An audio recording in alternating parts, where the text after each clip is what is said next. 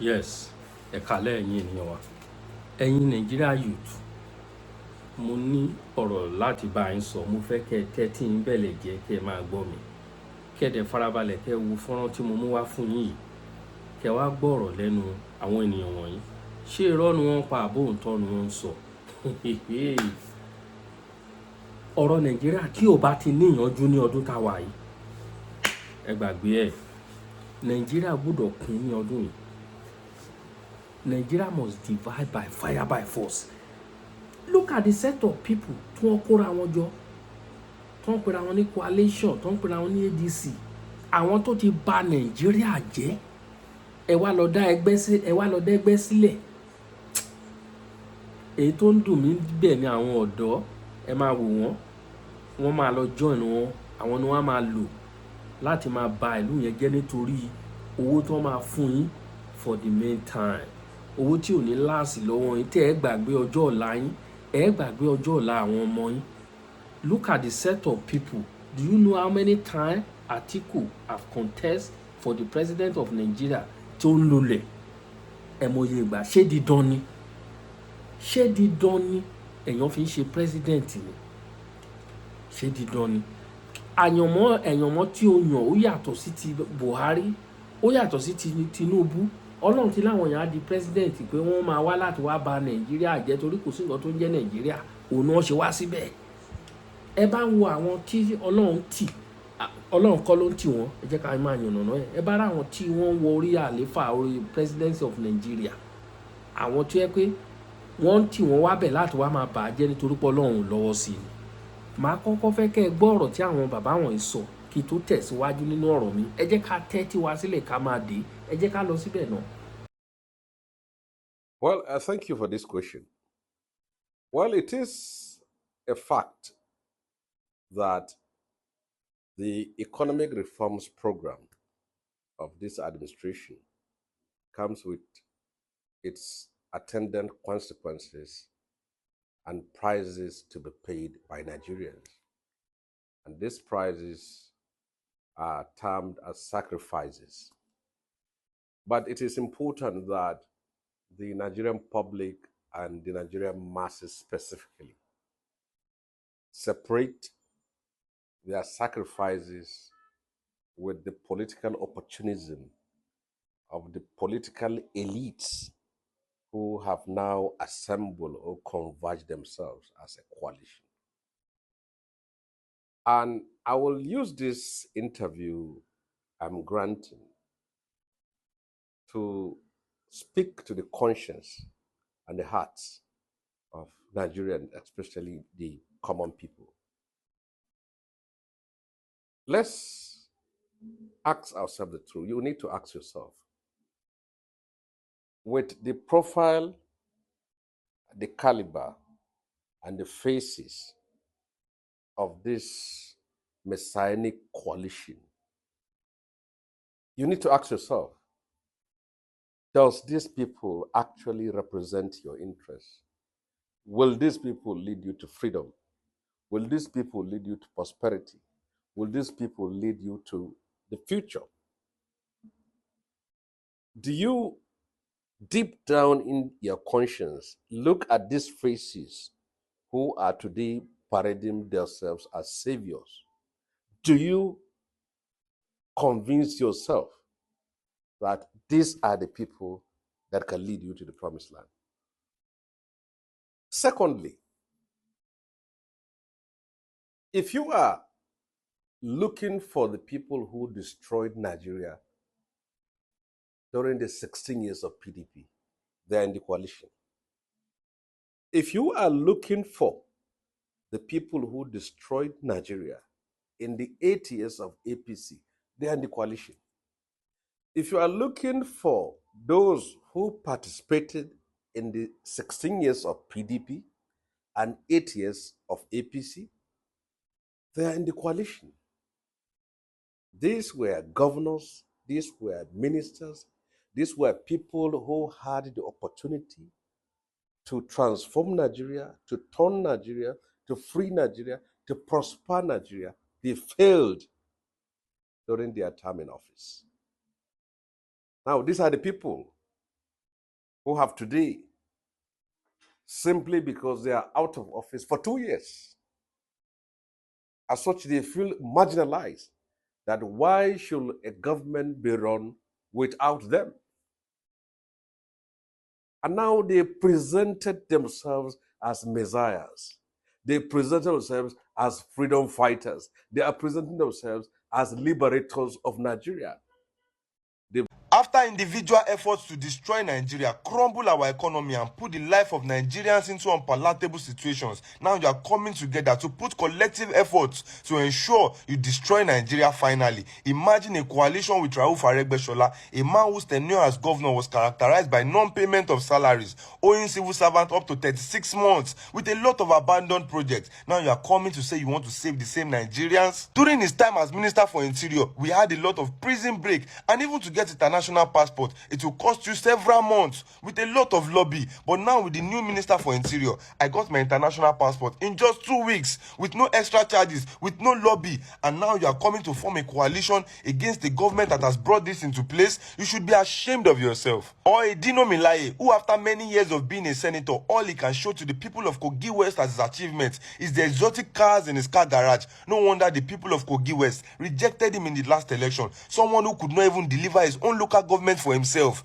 And you are now coming out to form a coalition. Imagine a Nasir El-Rufai and a Rotimi Amechi in a coalition. People who were not fit to be in President Tinubu's cabinet because of their terrible track record. A Nasir El-Rufai who, when he was governor, the people of Kaduna could not sleep with their 2 eyes closed because of insecurity. Today is banditry, tomorrow kidnapping. People were losing their lives and properties when you were governor of that state, and you are now coming back to form a coalition. Or a Rotimi Amechi who, when he was minister, ran Nigeria into debt, borrowing with no project to show forth. Your wife receives 4 billion naira on behalf of the people of the Niger Delta, yet there's no contribution to better the lives of these people. Rotimi Amechi should deal with the corruption in his house before saying he wants to save Nigerians. Rotimi Amechi and Nasir El-Rufai could not make it to President Tinubu's cabinet because they lack integrity and competence. Addressing the division in the coalition, now the articulates are saying Atiku has to be president while Obi settles for vice. The obedience are also saying Obi has to be president while whoever settles for vice. But with this kind of coalition, I can tell you categorically that whoever goes first, Atiku for president or Obi for president,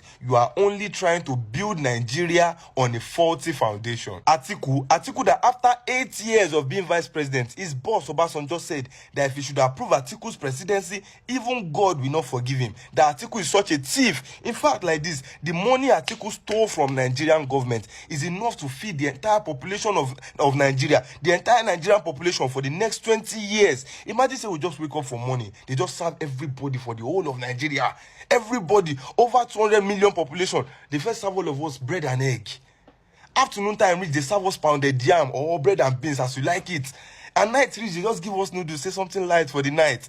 And we continue to do them like that every day for the next 20 years. That is how much Atiku has stolen from Nigeria. Or is it to be a man that is very clueless, very deceitful, and has no conviction? One moment he's saying this, the next moment he's contradicting what he just said. No wonder he said even his own children, when he promises them, they will say, Daddy, write it down. Because we know tomorrow you will change mouth. A man that after being governor for 8 years in Anambra, his biggest achievement, his biggest bragging right is that he left money in Anambra coffers, a state that needed many financial intervention. You chose to keep the money in the bank, starving the people. You were getting interest off those monies in the bank, and you left the people stranded. Even with the coalition, Obi is still playing games. He has not resigned from Labour Party, yet he's forming coalition. Should the coalition not favor him, he will bounce back to Labour Party. Should the coalition favor him, he will cut off Labour Party. Can you imagine? Now, let's even imagine that Obi becomes president with the support of this coalition. Let's imagine that. Now, you want to become president with the support of an Atiku that has spent millions of dollars trying to become Nigerian president. Now, you are wanting him to spend more to make you president. Should you imagine? Where will he get all his monies back from? Is it not from the same government? How do you expect to survive leadership with that kind of support?